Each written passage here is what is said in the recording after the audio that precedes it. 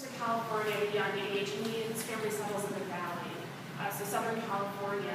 And as we think about him as an artist, he grew up in the LA area, and that's very much the way we think about him and what he makes, despite the social life of car culture and surfing and music.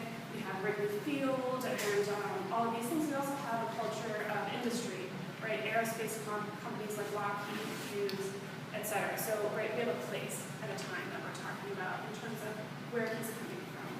And then we have an artist who begins this career at Trinati Institute, which was founded in the 20s, but really became known in the period in which he was entered with its affiliation with Disney and cartooning. So kind of a little bit more professional element, but also a place that's really attracted creative thinkers. For having pursued through the 60s glass boxes, so he's able to take away the wooded armature, take away the boxed frame, and just work with the glass itself to create these cubes. And so they're about body-sized, thinking about them that way.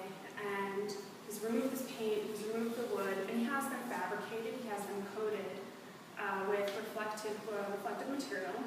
And he pays a company in Los Angeles to do this for him.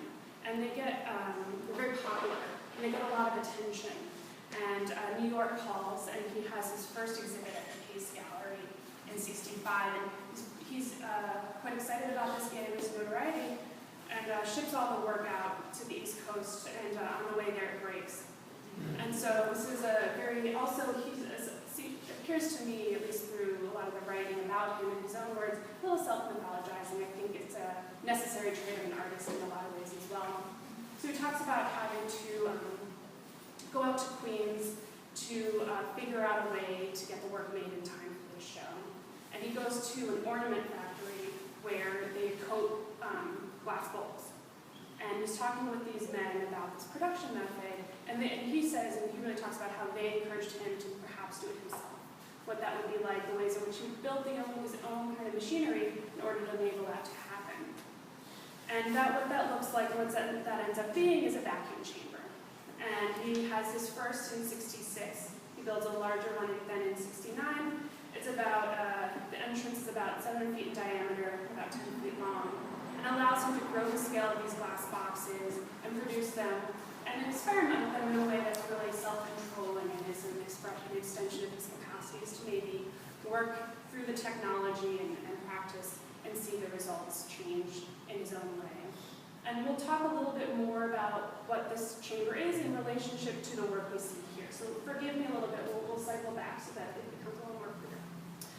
He does have a book. He uses a book as a guide in order to explore this technology.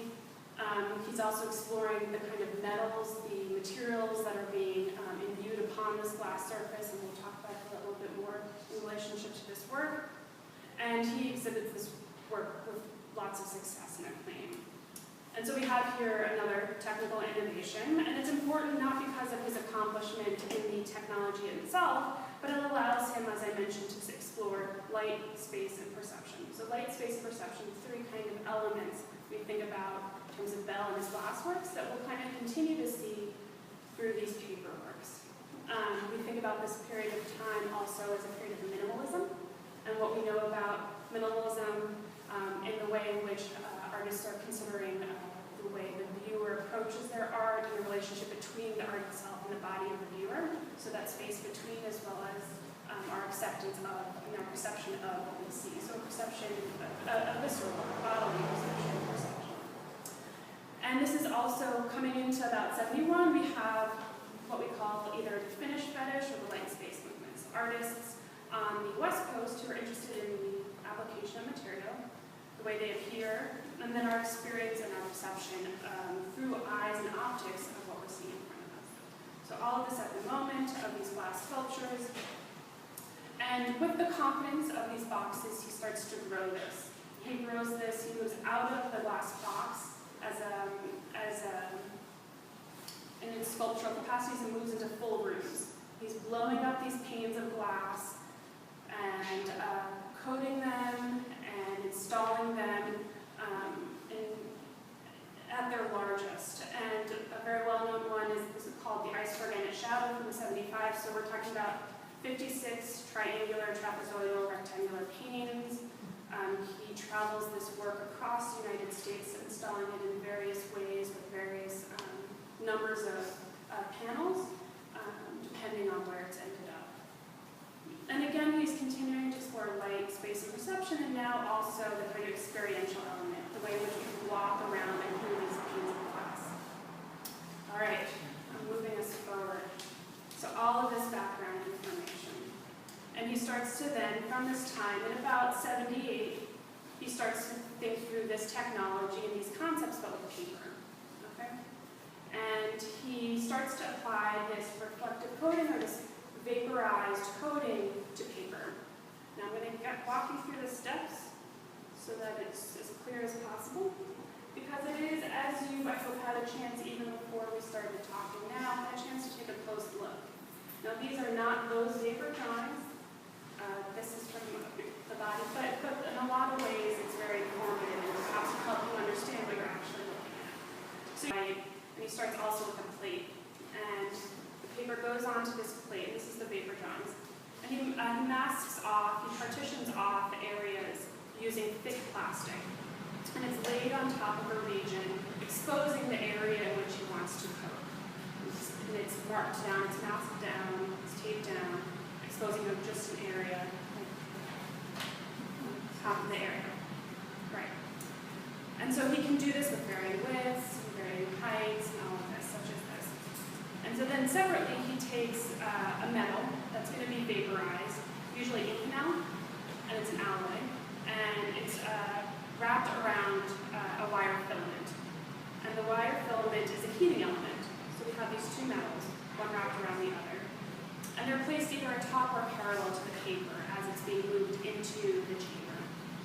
And so the chamber is then sealed, and the air pressure is lowered. So we have our paper that's covered, our filament, and our metal all together in this environment. The chamber is sealed, we have our air pressure lowered, and then we have heat introduced into this environment. It melts, right? It melts the filament, which has a lower heating temperature than the inconel, and allows the inconel to be vaporized and then pushed against the paper. So coating the areas that have then been left exposed. All right, so we have this vaporized process that's taking place inside this chamber.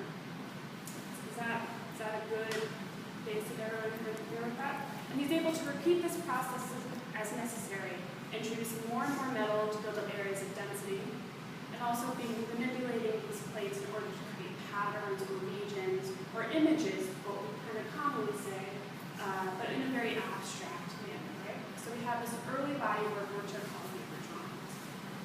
He uses metals and non-metals because of their various reflective and refractive properties. Let's see what else. And so he's allowed to, through this, as I mentioned, start to experiment.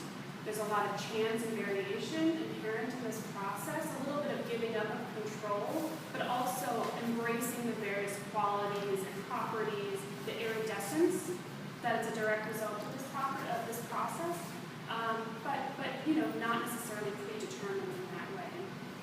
From this process, he starts to kind of free up, or at least what I perceive to be a little bit of a playful attitude of putting paper into the chamber, cutting it, bending it, folding it, manipulating it, and introducing mixes of alloys that are experimental, change, and seeing what comes out.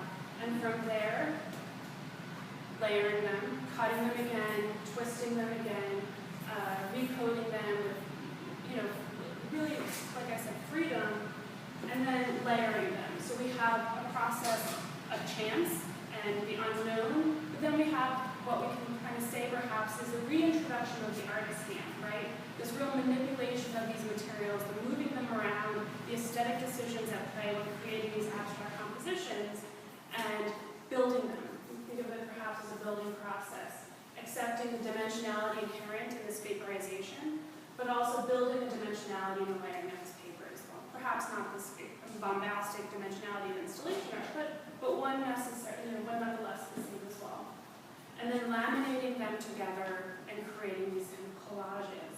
And so you'll see with these, the iridescence, right, that's very noticeable in these. You'll also see the ragged edges of the papers, but then you'll also see the fine texture of the laminate that's introduced as well, and the kind of variety and the sectioning off and the kind of confusion that's ensues when you can't necessarily determine always where one thing stops, another thing ends, which is the paper, which is, what order has this taken place, and that confusion is kind of built in, and perhaps it can go either one of two ways. The first time I saw this, I said, what's going on here? I don't understand what I'm seeing, and it drew me in that way. But I think once I gave up that feeling that I needed to be as intimately kind of knowledgeable, though I've tried to do that for myself, I said this is a decision that's been made for me by an artist who's been doing this for decades, and it was a very kind of freeing way to say this is another form of abstraction, this freeing up of control or knowledge of everything that I see in front of me. How are we feeling on time? I don't want to talk too much.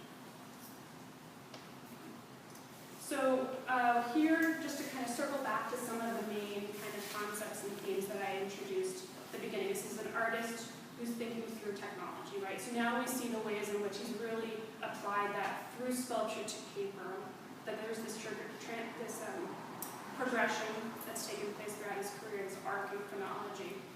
We can also see how not just through his glass sculptures or the use of glass, but even with the use of paper, he's able to think through light and perception. Right? When standing in front of these, we really have to embrace and understand the fact that what I'm seeing might be slightly different than what my neighbor is seeing, that when we get up close with a friend and try to decipher regions of opacity or density, that it's still variable, right? That it's still different for everybody around us, and very much tied to perception, light perception being tied to one another. That he's nonetheless an artist who's continued perhaps to think about dimensionality, right? And the way we're bringing the outside environment into our artworks and our art objects. That legacy is very much still here, even though he's not creating giant icebergs that fill this room.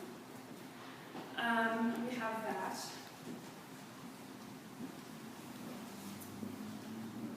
And then the last thing I wanted to introduce, and I hope I've been talking about 20 minutes already, or is it looking like that?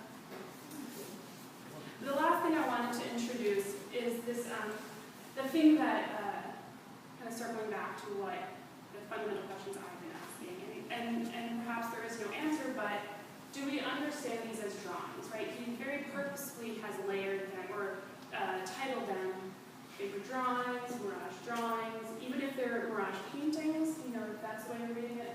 What for us constitutes, perhaps this is a small group gathered here today, what constitutes painting? Is it the kind of abstract, expressionist, gestural application that he came out of? Or can, how complicit is the machinery in that, right? Kind of embracing and acknowledging that in today's age, that Photoshop, etc., is a brand part of the way in which we produce images. But by using the word drawing specifically, we're calling upon a certain history, right? And that history is very much about mark making. And so thinking about this in that manner has been very exciting for me. And I don't necessarily have a conclusive answer to that, but then also thinking about the ways in which we use processes to manipulate in general, whether it be a printed page or Photoshop, as I mentioned as well. And so I encourage you to, when you get to the back room, there's a nice juxtaposition of a work from '89 on the left-hand side, and then the later work, a more recent work. And think about these from the objects in this room, from the 80s, the 90s, and through the 2000s, the way in which the artist has both been consistent, calling upon this technology, and creating, using a specific color palette or opening up that color palette, the way in which he's both been obliged to, but then liberated by that obligation to create in this very productive manner. I think a lot about orientation as well while looking at this work, the kind of adherence to the square, but also dusting it up, crinkling it up, manipulating it at its core as well. The orientation, those sorts of things as well, which comes through very much. Well, also, I wanted to also draw your attention to this one object, this one work on this wall right here. And I spoke to you briefly about the glass box and the verticality of cubes as they sat on pedestals. And this definitely references that in the orientation. And also, harkens back, and you can kind of get the sense of the masking that I was talking about, the kind of covering the sides of the plate and the creation of these fine lines that was started in the paper drawings of the 70s definitely is held up in this work. If that's a concept that was interesting to you, you can see it in this one here.